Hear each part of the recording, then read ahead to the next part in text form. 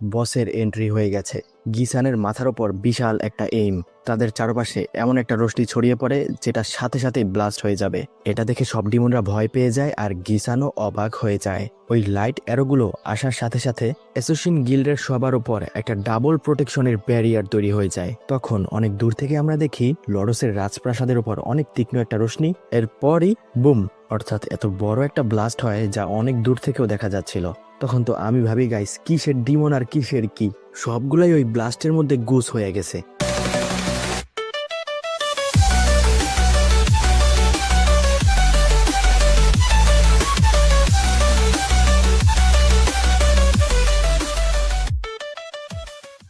Hello guys, কি অবস্থা সবার, কেমন আছেন সবাই? আজকে আমরা এক্সপ্লেন করব I was reincarnated as the seventh prince অ্যানিমের এপিসোড 8।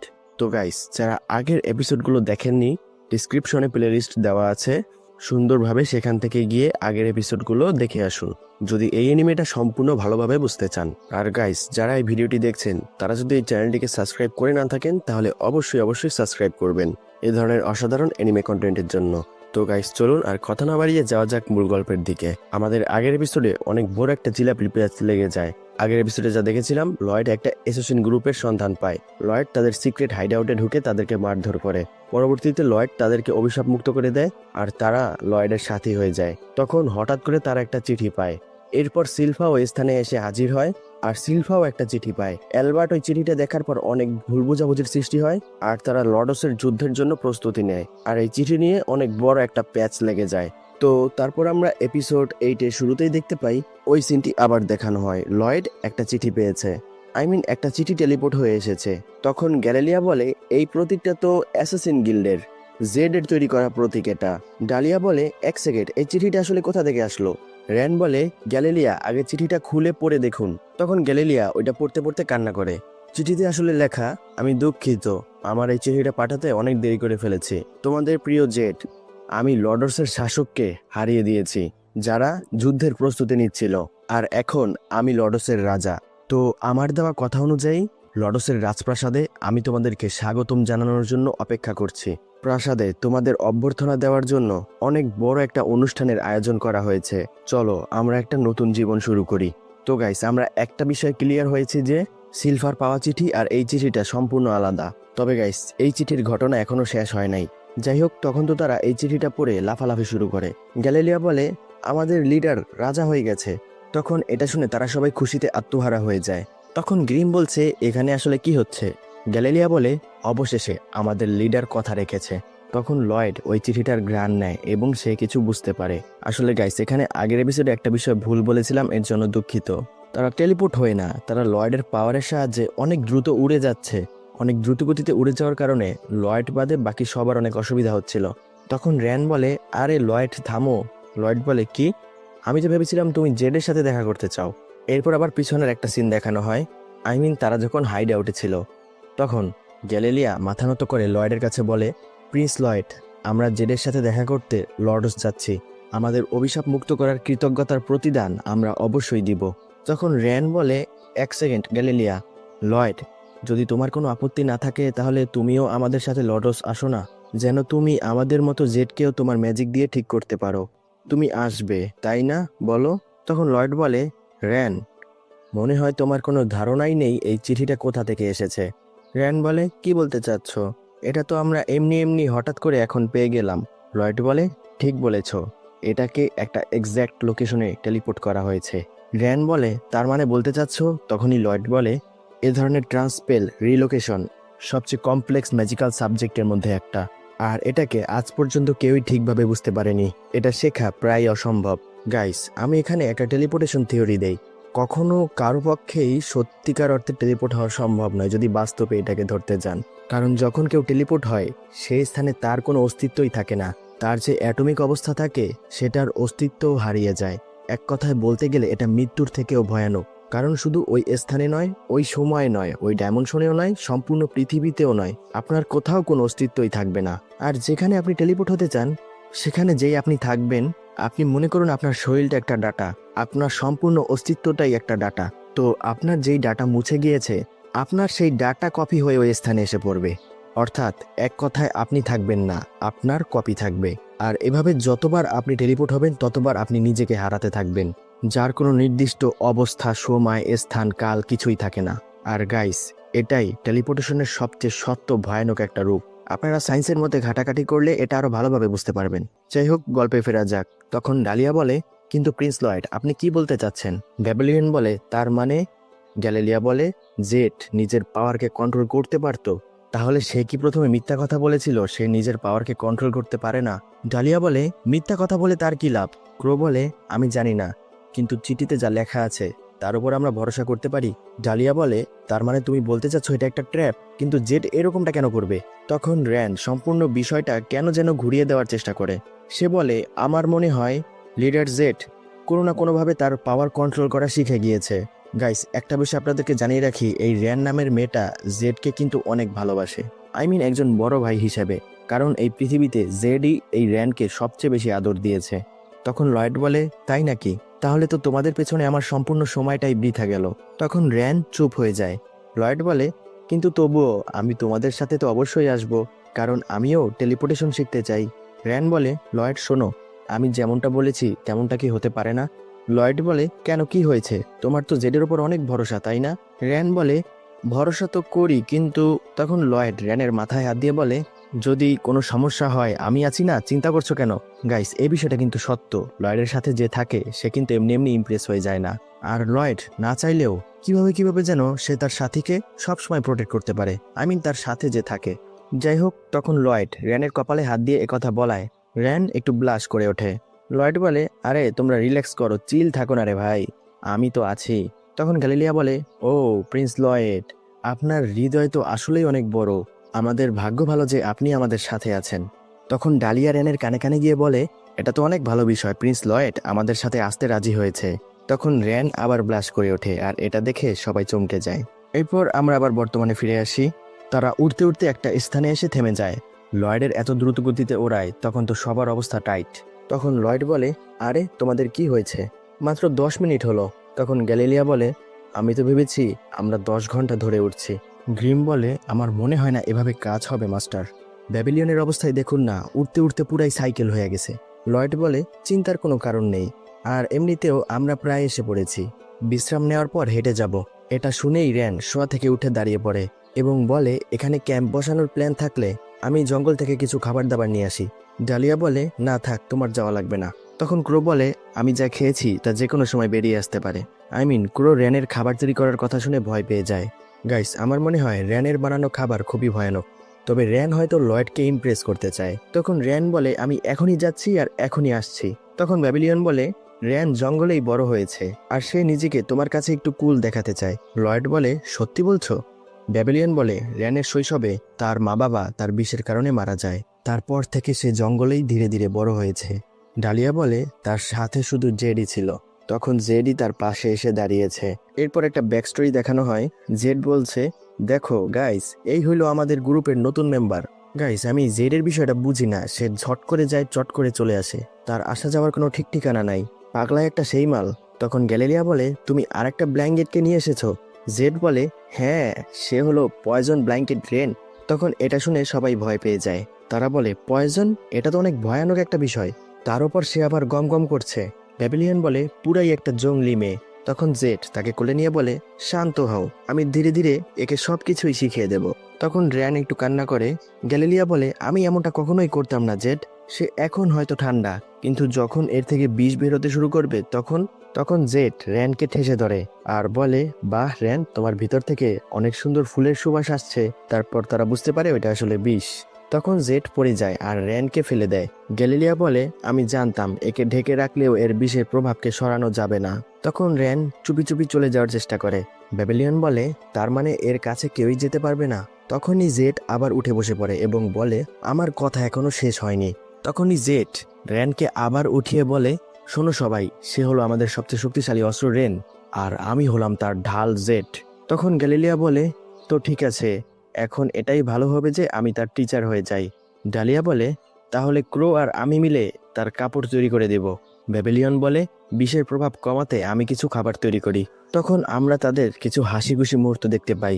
গাইস, তারা খারাপ হলেও তাদের জীবনেও কিন্তু সুখের সময় ছিল। এরপর আমরা দেখতে পাই তারা র্যানকে একটা কাপড় পরিয়েছে। ডালিয়া বলে, বলো তো কেমন হয়েছে?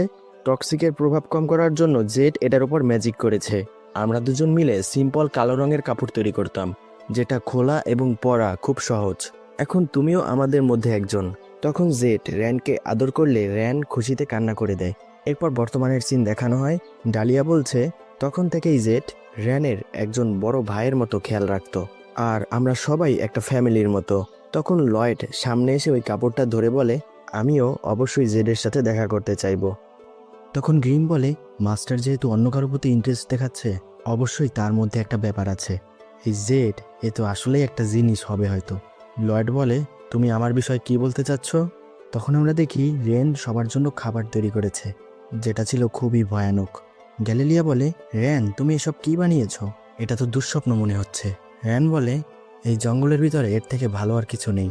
ব্যাবিলিয়ন বলে, ক্রো তুমি কিছু বলে এই খাবারটাকে টেস্টি করে তুলতে পারো? তখন ক্রো বলতেই যাবে টেস্টি, ওই সময় র্যান এসে ক্রোর উপর বিষ ফিক্কা মারে। তারা জাতা দিয়া ধইরা র্যান বলে, আমি এটা মন থেকে তৈরি করেছি, বুঝেছো? তাই জাস্ট ট্রাই করো, আমি শতভাগ নিশ্চিত এটা অবশ্যই মজা হয়েছে। তখন ডালিয়া র্যানকে বোঝানোর চেষ্টা করে। ডালিয়া বলে, র্যান তুমি কি জানো লয়েড একজন প্রিন্স? র্যান বলে, হ্যাঁ আমি জানি, তাই হয়তো সে খেতে পারবে না। তখন আমরা দেখি খাবার তো থাক দূরের কথা, লয়েড চামচও চেটে চেটে খাচ্ছে। তখন তো তারা সবাই এটা দেখে শক খেয়ে যায়। তারা বলে, সে এই খাবারটা এত মজা করে কিভাবে খাচ্ছে? লয়েড বলে, এই খাবারটা তো অনেক টেস্টি। গ্রিম বলে, ঠিক বলেছেন মাস্টার, এই খাবার টেস্টি হবে না তো কি টেস্টি হবে? লয়েড ভাবে, আগের জন্মে আমি অনেক গরিব ছিলাম, তখন তো এরকম খাবার চোখেও দেখতাম না, খাওয়া তো থাক দূরের কথা। গাইস, আমি আসলে বুঝতে পারছি না লয়েড এই খাবারের অপমান করছে না সুনাম করছে। ব্যাবিলিয়ন বলে, সে প্রিন্স হয়েও এই খাবারটা এত মজা করে খাচ্ছে, আমরা তো তার সামনে কিছুই না। ক্রো বলে, লয়েড অনেক ভালো, তার বিষয়টাই অন্যরকম। তারপর তারা সবাইও লয়েডের সাথে তাল মিলায়। তারা বলে, রেন এত ভালো খাবার বানাতে পারে, এটা তো আগে জানতাম না। আমরা ভাবতাম সে খাবারে বিষ ছড়িয়ে দেবে, তাই তাকে কখনো বলাও হয়নি। গাইস, আমার মনে হয় রেনের খাবারটা আসলেই ভালো হয়েছে। তখন রেনও এ কথা শুনে খুশি হয়ে যায়। তখন রেন ভাবে, যদি আমি এই খাবারটা জেডকেও খাওয়াতে পারতাম। তারপর আর একটা ব্যাক স্টোরি দেখানো হয়। জেড বলছে, তোমাদেরকে আমার একটা সুসংবাদ দেওয়ার আছে। অ্যাডভেঞ্চারের গিল্ডে আমাদের ওপর যে বাউন্ডারি রাখা হয়েছে, সেটাকে তারা সরিয়ে নেওয়ার চিন্তা ভাবনা করছে। এটা শুনে তখন তারা সবাই সেলিব্রেট করে। তখন জেড বলে, আরে পুরো কথাটা তো শুনবে। এখন পর্যন্ত তারা শুধু ভাবছেই, কাজটা সম্পূর্ণ করেনি। গ্যালিলিও বলে, তো কি হয়েছে, এত চিন্তা করো না, কমপক্ষে তারা ভেবেছে তো, এই নাও ধরো। তখন জেড বলে, শোনো গাইস, আর একটা কথা বলার ছিল। আমি তোমাদেরকে এতদিন বলে এসেছি, আমি আসলে একজন ভবঘুরে মুসাফির। এটা সম্পূর্ণ মিথ্যা কথা ছিল। আমি আসলে লডসের তৃতীয় রাজকুমার। আমি আসলে রাজপরিবার থেকে, আর তোমাদেরকে আমি ব্যবহার করছিলাম। লডসকে শুধু একটা পরিবারই শাসন করে, আর তাদের চিন্তাভাবনা একদম শয়তানের মতো। গাইস, এই বিষয়টা মনে রাখবেন, তাদের চিন্তাভাবনা কেন শয়তানের মতো এই বিষয়টা পরবর্তীতে বলবো। জেড আরও বলে, তারা প্রতিদিনই যুদ্ধের পরিকল্পনা করে, যেন মনে হয় তারা রক্তপিপাসু হিংস্র পশু, আর তাদের কাছে বয়ে যাওয়া রক্তের ধারা অনেক পছন্দ। আর আমি যেভাবেই হোক না কেন এই সব কিছু বন্ধ করতে চেয়েছিলাম, আর তাই আমি ক্ষমতার সন্ধানে বের হয়েছি, আর প্রয়োজন ছিল তোমাদের মতো বন্ধুর। এরপর একে একে আমি তোমাদের কাছে গিয়েছি, তারপর আমরা আমাদের এই টিম তৈরি করেছি। আমি তোমাদের সবাইকেই ধোঁকা দিয়েছি, সবাই আমাকে ক্ষমা করে দাও। তখন তো তারা সবাই আকাশ থেকে পড়ে। গ্যালিলিও বলে, কি বললে, ধোঁকা? ব্যাবিলিয়ন বলে, তাই নাকি? ডালিয়া বলে, তাহলে তো মনে হয় তুমি অনেক বড় লোক। তখন তো তাদের অবস্থা দেখে জেড নিজেই শক খেয়ে যায়। জেড বলে, এসব তোমরা কি বলছো? আমি তো ভেবেছিলাম এইসব কথা শুনে তোমরা আমাকে ছেড়ে দিবে, তোমরা আমার উপর রেগে যাবে। ব্যাবিলিয়ন বলে, আমরা এসব আগে থেকেই জানতাম, বুঝলে জেড? তখন তো আমরা দেখি কেউ শক না খেলেও একজন শক খেয়েছে, র্যান। সে বলে, কি, জেড একজন প্রিন্স? তখন গ্যালিলিয়া বলে, কিন্তু আমাদের মধ্যে একজন বড়সড় ধাক্কা খেয়েছে, র্যানের কথা বলছে। আমরা আমাদের জীবনে একটা সময় যে যার যার মতো চলতাম, কিন্তু এখন আমাদের উপর বাউন্ডারি রাখা হয়েছে, তাই আমরা স্বাধীনভাবে বাঁচতে পারবো না। ব্যাবিলিয়ন বলে, কিন্তু আমরা এমনি এমনি তো আর নিজেদেরকে বদনাম করিনি। তখন ডালিয়া বলে, শুনো জেড, তুমি যাই হও না কেন, তুমি আমাদেরকে সাহায্য করেছ, আমাদেরকে একসাথে এনেছ, তাই তুমি যেমন আছো তেমনই ঠিক আছো। তখন গ্যালিলিয়া বলে, বোকা একটা, তোমাকে এসব কে বলতে বলেছে? ব্যাবিলিয়ন বলে, তুমি অবশ্যই যে তোমার মনের কথা বলেই দিলে ডালিয়া। আর জেড, আর একটা কথা, তোমাদের গর্ধপ লোকদেরকে মনে হচ্ছে শেষ করতেই হবে। এখানে জেডের পরিবারের লোকদের কথা বলছে। জেড বলে, তাদেরকে আমি নিজের হাতে দেখে নেব। তাদের সাথে আমারই একটা আলাদা হিসাব আছে। তোমরা সবাই নিজেদের অধিকার আর স্বাধীনতার জন্য লড়াই করছো।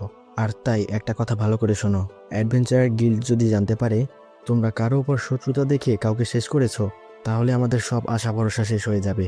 আমাদের মাথার উপর বাউন্ডি সরানো তো থাক দূরের কথা, উল্টো সেটা আরও বেড়ে যাবে। রেন বলে, কিন্তু তোমার একা যাওয়াটা একদমই ঠিক হবে না। জেড বলে, আমার উপর একটা অভিশাপ আছে, আর আমার পরিবারের ওপরও। এমনটা ভাবতে পারো আমরা শুধু অভিশপ্ত হয়েই জীবনযাপন করেছি, আর আমি তোমাদের সাথে যে সময়টা কাটিয়েছি সেটা আমার জীবনের সবচেয়ে মূল্যবান। আমার লরসকে ভুলে তোমাদের সাথে থাকা উচিত। এই বিষয়ে আমি অনেকবার ভেবেছি। মাঝে মধ্যে ভাবি পরিবার হওয়ার অনুভূতিটা আসলে কেমন, তবে এটা কখনোই সম্ভব নয়। লরসের পক্ষ থেকে কোনো না কোনোভাবে একদিন যুদ্ধ শুরু হয়েই যাবে, আর তাই আমি কোনোভাবেই চুপ করে বসে থাকতে পারি না। তার থেকে বড় বিষয়, আমার একটা স্বপ্ন আছে। তোমরা আমাকে একটা কথা দাও, আমি যদি লরস থেকে ফিরে নাও আসি, তবুও তোমরা আমাদের এই গিল্ডকে কখনোই ভাঙবে না। আমাদের একটা স্বপ্ন আছে, মুক্ত বাতাসে নিঃশ্বাস নেওয়া, স্বাধীনভাবে একটা সাধারণ জীবনযাপন করা। আমরা আধার থেকে বের হতে চাই, আলোর ওপর আমাদেরও অধিকার আছে, আমরাও সেটা দেখতে চাই। এই স্বপ্নটাকে তোমরা কখনোই ভুলবে না। তো যদি সফল হই, রাজা হয়ে ফিরে আসব, আর অভিশপ্ত লোকদের জন্য একটা দেশ গঠন করব। সেখানে শুধুই শান্তি থাকবে, আর আমরা সবাই সেখানে স্বাধীনভাবে বসবাস করব। তখন আমরা দেখি আসলে র্যান এই গল্পটা সবাইকে শোনাচ্ছিল। এটা শুনে গ্রিম হাউমাউ করে কান্না করে দেয়। এরপর সিন চেঞ্জ হয়, তারা সবাই হেঁটে যাচ্ছে। গ্যালিলিয়ার পিঠের উপর লয়েড শুয়ে আছে। গ্যালিলিয়া বলে, বিশ্বাস হয় না সে তার ম্যাজিক ছাড়াও এত কিছু করতে পারে, তাও আবার এত কম বয়সে। তবে তাকে দেখে এমনটা মনে হয় না। তখন ড্রিম বলে, সে ছোট হলেও কাজ করে বড় বড়। সুরক্ষার জন্য সবসময় তার চারপাশে একটা ব্যারিয়ার থাকে। গ্যালিলিয়া বলে, হ্যাঁ এই কথাটা তো ঠিকই বলেছ। তখন র্যান কিছু একটা ভেবে তাদের সবাইকে বলে, এই শুনো সবাই, আমাদের উচিত লয়েডকে কিছুক্ষণ আরাম করতে দেওয়া। তার আগে আমরা একটা কাজ করি, আমরা রাজপ্রাসাদের ভিতরে গিয়ে ঘুরে আসি। গ্যালিলিয়া বলে, তুমি কি জেডের ওপর? র্যান বলে, না, আমি জেডের ওপর সন্দেহ করতে চাই না, কিন্তু এমনটাও তো হতে পারে যে লর্ডসের লোকেরা জেডকে এই চিঠিটা জোর করে লিখিয়েছে। গ্যালিলিয়া বলে, ঠিক কথা বলেছ। তখন তারা সবাই লয়েডকে এখানে রেখে যেতে রাজি হয়ে যায়। র্যান বলে, তাহলে ঠিক আছে গ্রিম, তুমি এর সাথেই থাকো নাকি? গ্রিম বলে, কি বলছো এসব? আর তুমি তার কোনো চিন্তা করো না, সে ঘুমাতে ঘুমাতে লড়াই করলে সেটাও জিতে যাবে। আর আমি যদি তোমাদেরকে একা ছেড়ে দেই এবং সে ঘুম থেকে উঠে যদি দেখে তোমাদের কিছু হয়ে গেছে, তাহলে সে আমাকে ছাড়বে না। তখন গ্রিম বলে, তাহলে চলো আমরা সবাই ভিতরে গিয়ে আসল অবস্থাটা পর্যবেক্ষণ করে আসি। এরপর সিন চেঞ্জ হয়, আমরা দেখি রাজপ্রাসাদের মধ্যে অনেক জাঁকজমজভাবে একটা অনুষ্ঠানের আয়োজন করা হয়েছে। তখন তারা বলে, এটা কি এত বড় পার্টির আয়োজন? গ্যালিলিয়া বলে, হ্যাঁ এই পার্টিটা আমাদের জন্য। র্যান বলে, তো গ্রিম তোমার কি মনে হয়? গ্রিম বলে, আমি এখানে তো কোনো আক্রমণের পরিকল্পনা দেখতে পাচ্ছি না, তবুও মাস্টারকে নিয়ে আসাটাই আমার মনে হয় উচিত হবে। র্যান বলে, একদম ঠিক বলেছ, আমিও তাকে জেডের সাথে দেখা করাতে চাই। গ্যালিলিয়া বলে, আমার একটা কথা মনে পড়েছে, জেড বলেছিল তারও সেভেন প্রিন্সের সাথে দেখা করার ইন্টারেস্ট রয়েছে, আমি ভুল না হলে এই কথাটা। তখনই একজন লোক এসে বলে, আরে তোমরা তোমরা অ্যাসাসিন গিল্ড তাই না? তখন আমরা দেখি তার চোখ কাঁপছে। সবাই তাকে দেখে বলবে সে অনেক আবেগ আপ্লুত হয়ে গেছে, তবে না গাইস, আমি বলবো এই বিষয়টা আসলে অন্য কিছু। আর গাইস, এই খচ্চরটারে দেখলে আমার মাথাটা গরম হয়ে যায়। এই তো গাইস, এখনই তারা অনেক বড় একটা ভুল করে বসলো। যাই হোক, তারপরে ওই লোকটা তাদের সবাইকে ভিতরে নিয়ে গেলে অ্যাসাসিন গিল্ডকে রাজ্যের সবাই অভিনন্দন জানায়। তারপর তারা সবাই একটা খাবার টেবিলে বসে। তখন ডালিয়া কান্নাকাটি শুরু করে। ডালিয়া বলে, এই টেবিল ম্যানার্স আবার কি? লয়েড, আমাকে এসে একটু বোঝাও। তারপর আমরা দেখি গ্রিম র্যানের কোলে বসে আছে। গ্রিম বলে, ও আমি তো ভুলেই গেছি, মাস্টার এখানে নেই, আমি তাকে গিয়ে নিয়ে আসি। তখনই র্যান তাকে ধরে বলে, প্লিজ গ্রিম, তুমি আমাকে ছেড়ে যেও না। জেডের সাথে দেখা করার সময় যতটা ঘনিয়ে আসছে আমি ততটাই নার্ভাস হয়ে যাচ্ছি, তাই গ্রিম তুমি আমার সাথে থাকো না। তখন গ্রিম রাজি হয়ে যায়। এই তো গাইস, তারা আর একটা ভুল করে বসলো। তারপর আমরা ওই পার্টির একটা হাস্যোজ্জ্বল মুহূর্ত দেখতে পাই। সবাই অনেক খুশি, সবাই অনেক ভালোভাবে খাওয়া দাওয়া করছে এবং তারা অনেক হাসি খুশিভাবে সময় কাটাচ্ছে। তখনই ওই ডিমের মতো লোকটা আবার বলে, এক্সকিউজ মি, জেড, না সরি লর্ড কি এখানে আছে? গাইস, সে কিন্তু এখানে জেড বলেই তাকে ডাক দেয়। গ্যালিলিও এবং বাকিদের দেখে সে তাকে অন্যভাবে ডাক দেয়। সে যে নাম ধরে ডাকে এই বিষয়টা লুকানোর চেষ্টা করছে। এরপরই আমরা জেডকে দেখতে পাই। জেড বলে, হে গাইস, তোমরা তো অনেক তাড়াতাড়ি এসে পড়লে। তখন তো তারা সবাই খুশিতে কান্না করে দেয়। যখন তারা সবাই বলে, লিডার জেড, তখন জেড বলে, ও হ্যাঁ, তোমরা তো আমাকে আমার পুরনো রূপে চিনো।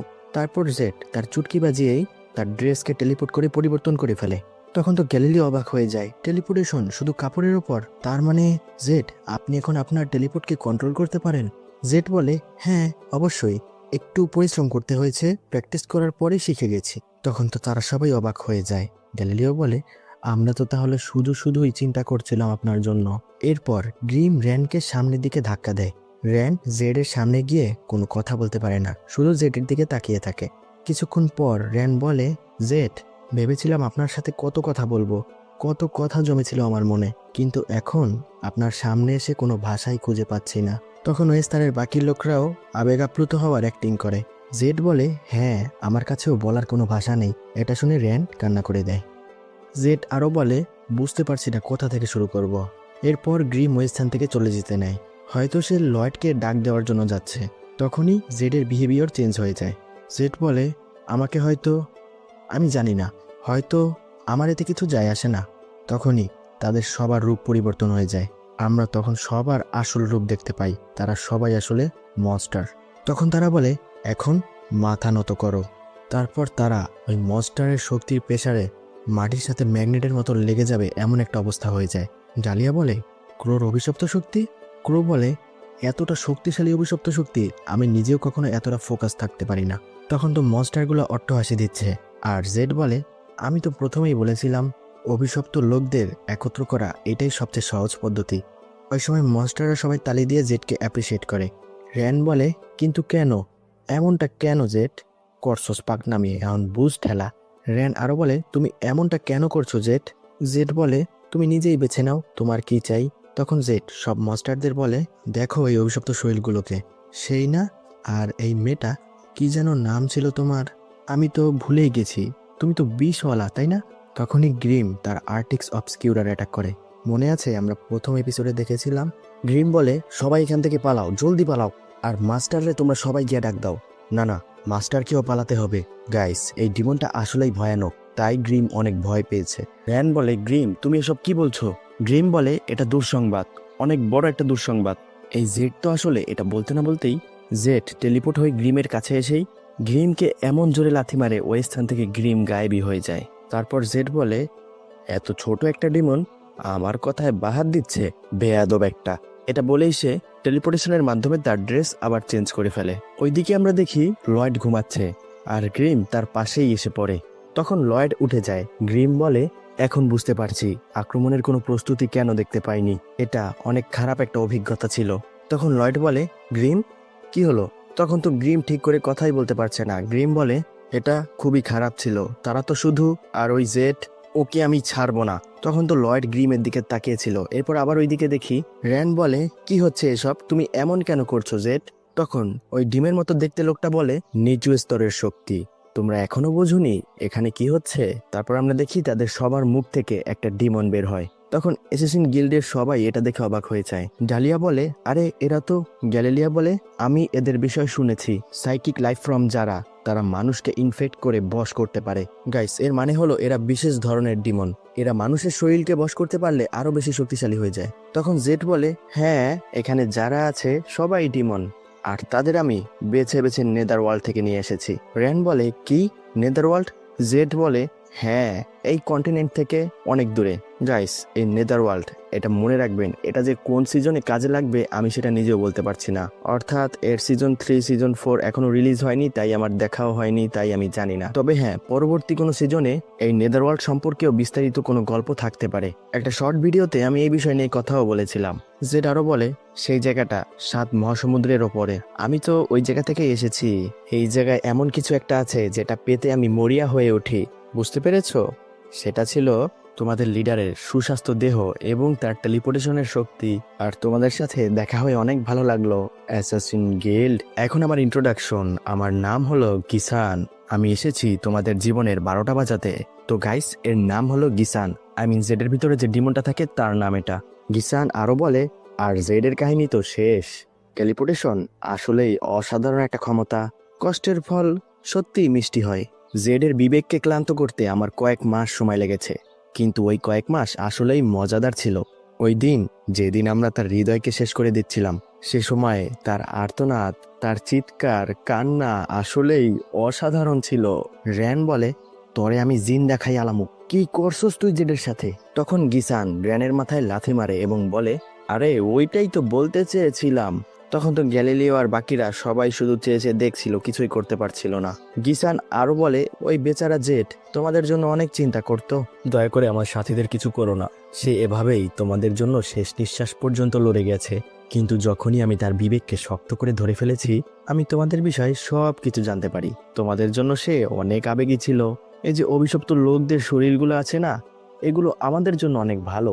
এই দেহগুলো আসলেই চমৎকার হয়। সে জানতো যে আমি তোমাদের সন্ধানে আসবো। তখন গিসান জেডকে বলছে, তো বলো তোমার কি সিদ্ধান্ত? যদি তার শরীরটা মরে যেত তাহলে আমিও মরে যেতাম। তো বলো তো আমি কি করেছি?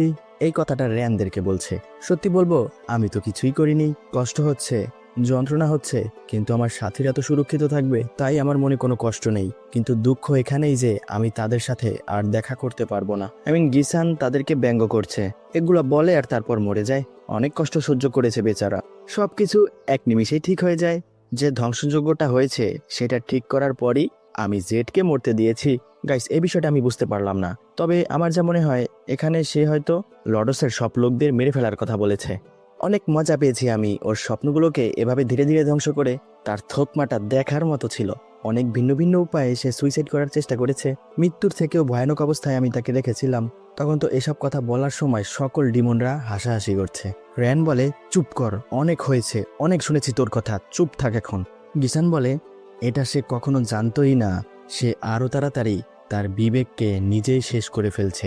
আর এভাবেই বেচারা জেড তার বিবেক হারিয়ে বসে আর শেষ হয়ে যায় এবং আর্থ থেকে হ্যাভেনে চলে যায়। তখন তাদের মধ্যে একটা ডিমন বলে, মাই লর্ড, আমাকে তাদের মধ্য থেকে একটা শরীরে যেতে দিন। তখন সব ডিমনগুলা বলে, হ্যাঁ আমিও যাব। গিসান বলে, আরে না না, থামো, এত তাড়াহুড়া করো না। জেডের মেমোরি থেকে আমি যতদূর জানি সে নিজের মা বাবাকেই শেষ করে দিয়েছিল।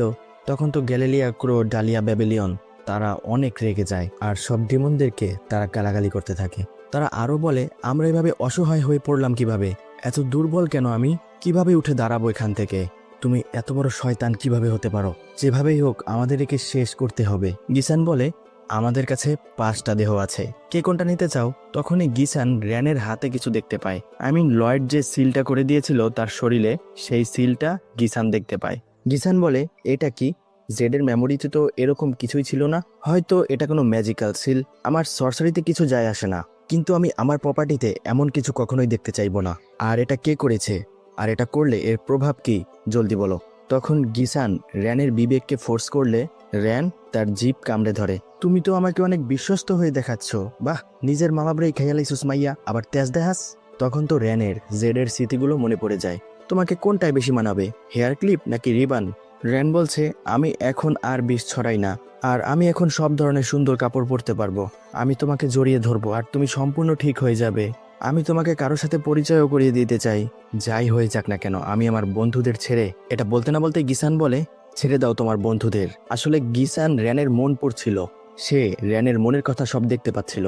তখন গিসান এটা বারবার বলে, তোমার বন্ধুদেরকে ছেড়ে দাও, তোমার বন্ধুদেরকে তুমি ছেড়ে দাও। কে ঠিক করেছে তোমাকে ম্যাজিক দিয়ে? কে এই গাধাটা? তখন তো র্যান অনেক কান্না করতে থাকে। এরপর তো আমরা দেখি গাইস, বসের এন্ট্রি হয়ে গেছে। গিসানের মাথার ওপর বিশাল একটা এইম। তাদের চারপাশে এমন একটা রশ্মি ছড়িয়ে পড়ে যেটা সাথে সাথে ব্লাস্ট হয়ে যাবে। এটা দেখে সব ডিমনরা ভয় পেয়ে যায় আর গিসানও অবাক হয়ে যায়। ওই লাইট অ্যারোগুলো আসার সাথে সাথে অ্যাসোসিন গিল্ডের সবার উপর একটা ডাবল প্রোটেকশনের ব্যারিয়ার তৈরি হয়ে যায়। তখন অনেক দূর থেকে আমরা দেখি লডসের রাজপ্রাসাদের উপর অনেক তীক্ষ্ণ একটা রশ্মি। এরপরই বুম, অর্থাৎ এত বড় একটা ব্লাস্ট হয় যা অনেক দূর থেকেও দেখা যাচ্ছিল। তখন তো আমি ভাবি গাইস, কিসের ডিমন আর কিসের কি, সবগুলাই ওই ব্লাস্টের মধ্যে গুস হয়ে গেছে। তবে তাদের 5 জনের কিছুই হয় না। তারা তো এটা দেখে হতভম্ব, কি হলো এটা এখানে? আর তারা ব্লাস্টের সম্পূর্ণ মাঝখানে ছিল। আর যেখানে ব্লাস্টটা হয়েছে সেখানে অনেক বড় একটা গর্ত হয়ে যায়। গর্তের মধ্যে আমরা লাভা দেখতে পাই। এরপর আমরা লয়েডকে দেখি, সে বলছে ওই গাধাটা আসলে আমি। আর গাইস, আপনাদেরকে আর একটা ইন্টারেস্টিং বিষয় জানিয়ে রাখি। আপনারা এখানে যে সিনটা দেখতে পাচ্ছেন, এর ওয়ালপেপার আমি আমার ফোনে 2 বছর ধরে ব্যবহার করছি। যাই হোক, এমন একটা ইন্টেন্স মুহূর্তের মাধ্যমে এই এপিসোডের সমাপ্তি হয়। তো গাইস, আপনারা সবাই প্রস্তুত থাকুন আরো মজাদার একটি এপিসোডের জন্য। তো গাইস, আমি কিন্তু আমার এই সপ্তাহের কথা রাখতে পেরেছি। আমি ভেবেছিলাম এটা হয়তো শুক্রবার দিতেই পারবো না, কারণ গাইস একসাথে 2টা এপিসোড করে অনেক চাপ পড়ে গিয়েছিল। এই 2 এপিসোড ধরে এক্সপ্লেন করতে প্রায় আধা ঘন্টা ধরে সময় লাগছে।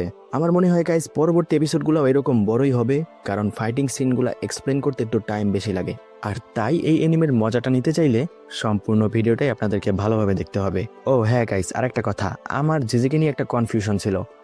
ভিউ আসে না ইত্যাদি ইত্যাদি হ্যান ত্যান বাতের ফ্যান। তবে আমাদের কিছু সাবস্ক্রাইবার, আমাদের চ্যানেলের কিছু ডাইহার্ট ফ্যান জেজেকেটা টপিক এক্সএম থেকেই দেখতে চান বলে জানিয়েছেন। আবার আমাদের কয়েকজন সাবস্ক্রাইবারও কমে গেছে। তো আমাদেরও জেজেকের একটা ছোট্টখাটো কমিউনিটি তৈরি হয়েছে হয়তো। তাদের জন্য আমি এই এক্সপ্লেন আবার শুরু করব গাইস।